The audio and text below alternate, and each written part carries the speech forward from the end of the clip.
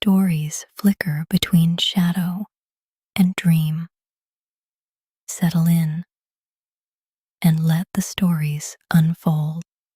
I still hear his voice sometimes, not the way it was when we were children, running barefoot through the dunes, or when we were teenagers sneaking out past curfew. No, the voice I hear now is stretched thin, like it's been pulled through water, like it's trying to reach me from somewhere it shouldn't be. The night Lucas disappeared, the fog came in early. Windmere always had fog, the kind that rolled in from the wetlands and swallowed the boardwalk whole. But that night, it felt different. Thicker, intentional, as if it had been waiting. He'd gone out looking for his dog, Bramble, a restless mutt who liked to chase frogs into the marsh. People told him not to go after dark. Everyone in Windmere knew that rule, even if no one said it out loud. But Lucas had always been stubborn, and he loved that dog more than he loved his own scents. I wasn't with him. I wish I had been. Maybe things would be different. He walked the boardwalk path with a flashlight in one hand, calling Bramble's name into the fog. The beam barely cut through the air. The mist swallowed it whole. He kept walking, the wooden planks creaking beneath his boots, until the sound of the town faded behind him. Then he heard it. A whisper. Soft. Close. Familiar. Lucas. He froze. The fog shifted. Something moved in the water beside the boardwalk. A shape, knee-deep, standing perfectly still. "Clara," he whispered. The figure tilted its head. The water around Lucas rippled outward, as though something beneath the surface had exhaled. And then, nothing. Just the silence. Just the empty boardwalk. By the time the search party went out, the fog had swallowed everything. And Lucas was gone. I didn't know any of this until later. All I knew that morning was that Lucas hadn't shown up for work, and Sarah, his sister, was pacing outside the library with her jacket half-zipped and her hair still damp from the shower. "Clara," she said, grabbing my arm. "He didn't come home." I felt something cold settle in my stomach. Lucas wasn't irresponsible. He wasn't careless. He wasn't the type to disappear. Not unless something called him. I didn't say that part out loud. Windmere is the kind of town that looks peaceful from a distance. Pastel houses, fishing boats bobbing in the harbor, gulls circling overhead. But the closer you get, the more you notice the things that don't quite fit. The boarded-up windows on the old cannery, the way the fog clings to the marsh grass like fingers, the silence that falls whenever someone mentions the wetlands. People here don't talk about the swamp, not directly, not honestly, but I've always been drawn to it. Maybe that should have been my first warning. I work at the Windmere Public Library, a creaky old building that smells like dust and sea salt. The basement is where we keep the books no one touches anymore, the ones with cracked spines and water-stained pages, the ones that feel older than they should. I went down there that afternoon, partly to distract myself, partly because I felt something tugging at me. A quiet pull, like a thread wrapped around my ribs. That's when I found it. An old leather-bound book, swollen from water damage, wedged behind a stack of outdated atlases. The cover was warped, the pages stuck together at the edges. When I touched it, the leather felt warm, like someone had been holding it moments before. I opened it carefully. Inside were sketches. A woman with no face, reeds bending toward her, water swirling around her feet, and beneath the drawings, written in a shaky hand, "The one who waits in the reeds." My breath caught. I'd heard that phrase before, whispered by children on the playground, muttered by fishermen after too many drinks, scribbled in the margins of old folklore books, but never like this, never so personal.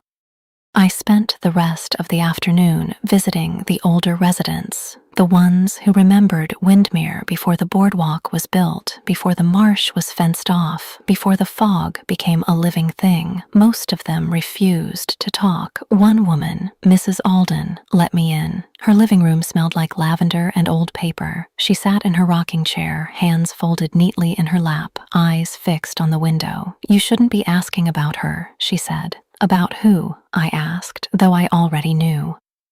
Her gaze slid toward me, slow and deliberate. "The witch," she whispered. "The one your family angered." My heart stuttered. "My family?" She nodded once, her eyes sharp despite her age. "You look just like her." I didn't know what she meant. I didn't want to know. But the book in my bag felt heavier.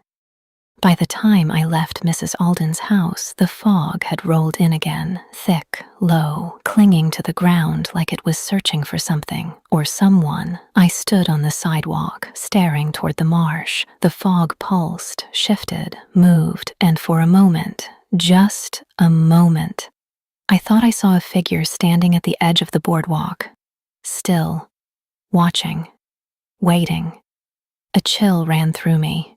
Lucas was out there somewhere, and the fog remembered me. I didn't go home that night. I stayed late at the library, telling myself I was organizing the archives, but really, I couldn't sit alone with the fog pressing against my windows. The silence there felt too heavy, too expectant. The library was quiet after dark, the kind of quiet that feels alive. The overhead lights hummed softly, and the old radiators clicked in the walls like distant footsteps. I sat at my desk with the ancient book open in front of me. The sketches unsettled me. The faceless woman, the reeds bending toward her, the swirling water. But it was the handwriting that bothered me most, the way the ink seemed to bleed outward as if the words were trying to escape the page. I turned to a blank sheet near the back. For a moment, nothing happened. Then the page rippled, like something beneath the paper had breathed. Ink began to bloom across the surface. Slow at first, then faster, forming letters that dripped like wet paint. "You came back." My breath caught. I blinked and the words dissolved, fading into the paper like they'd never been there at all. I closed the book and pushed it away from me, my hands trembling.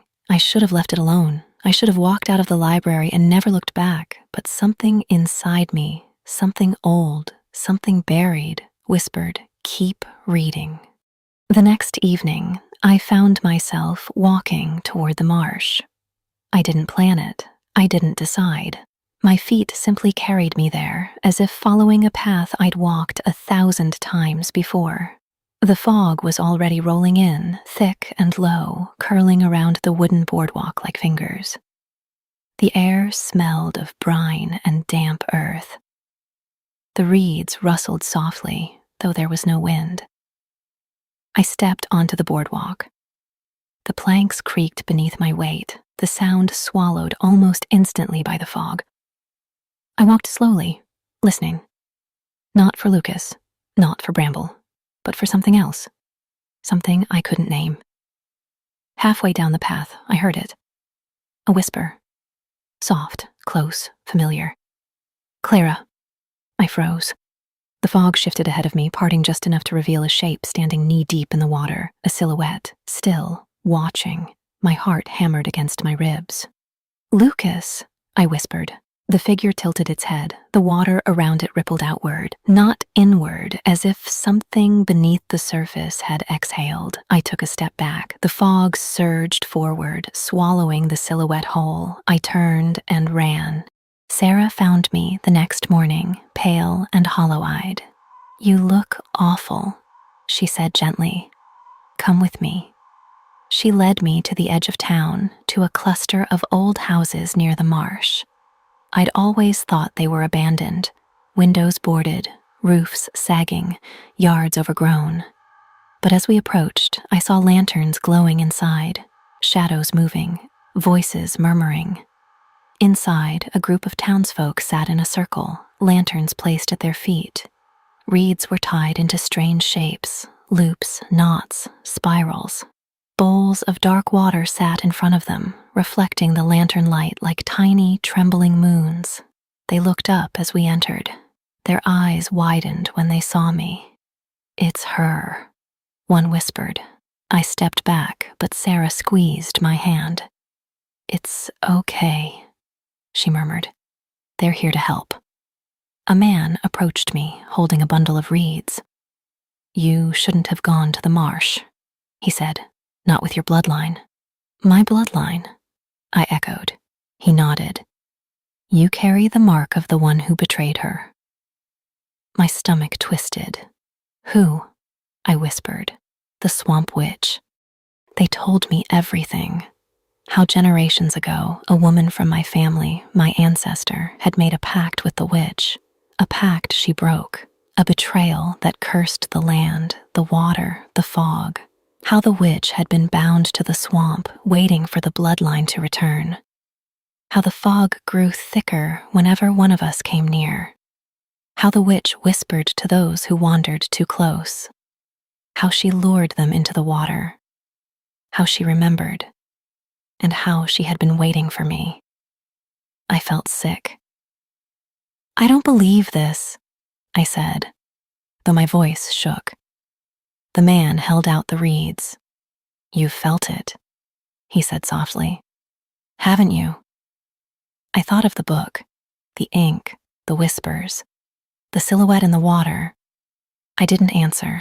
That night, I dreamed, or maybe I didn't. I stood knee-deep in the swamp water. The fog curled around my legs like smoke. The reeds bent toward me, bowing as if greeting an old friend. A woman stood across from me, faceless, still, waiting. I tried to speak, but my voice dissolved into the fog. The woman lifted her hand. I looked down. My reflection in the water was not my own. It was hers. I woke, gasping, my sheets damp with sweat. Or swamp water, I couldn't tell. The book lay open on my nightstand.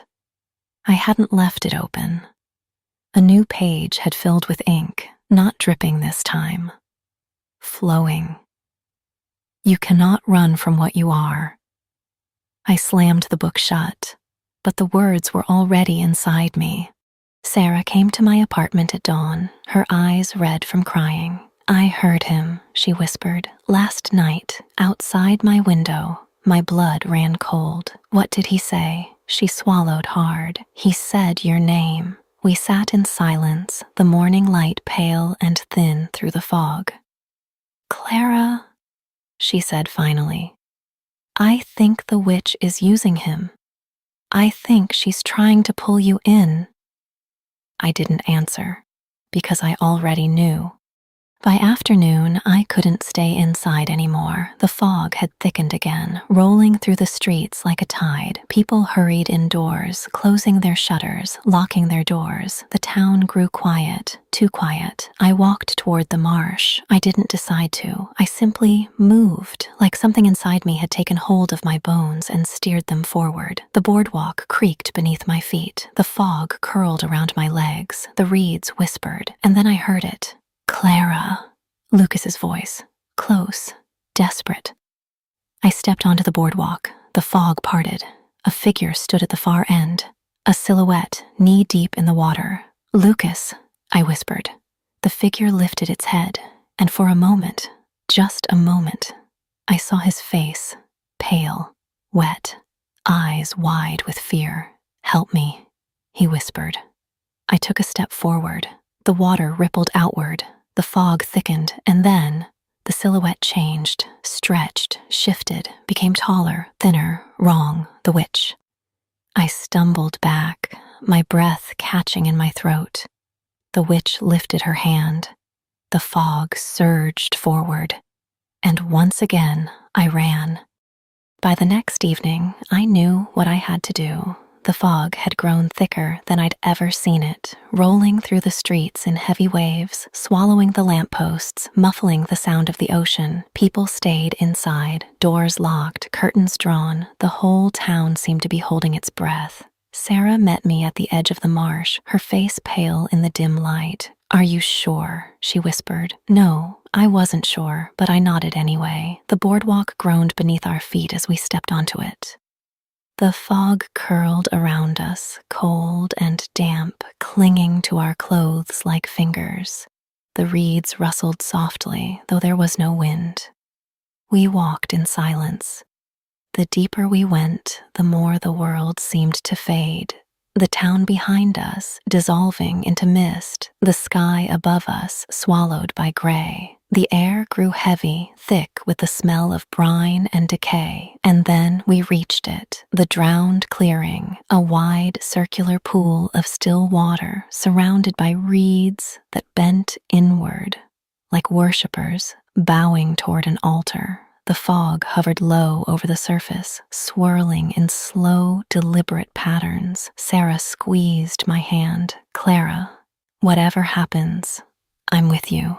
I wanted to thank her. I wanted to tell her to run. I wanted to tell her I was sorry, but before I could speak, the water rippled.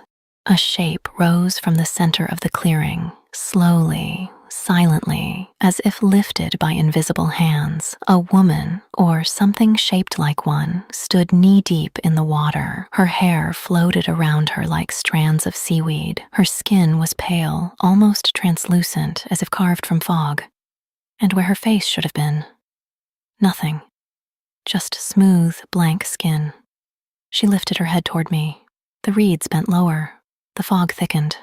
And then she spoke. Not with a voice, not with sound, with memory. Alara. The name hit me like a blow. My name is Clara, I whispered. The witch tilted her head. Alara. The water around her began to swirl, forming a slow spiral that pulled at the edges of my vision. Sarah stepped forward. She's not Alara. She's... The witch raised her hand. Sarah choked on her words, stumbling back as if struck by an invisible force. I reached for her, but the witch's attention snapped back to me. You carry her blood, she whispered, though her mouth never moved. You carry her debt. My heart pounded. What do you want from me?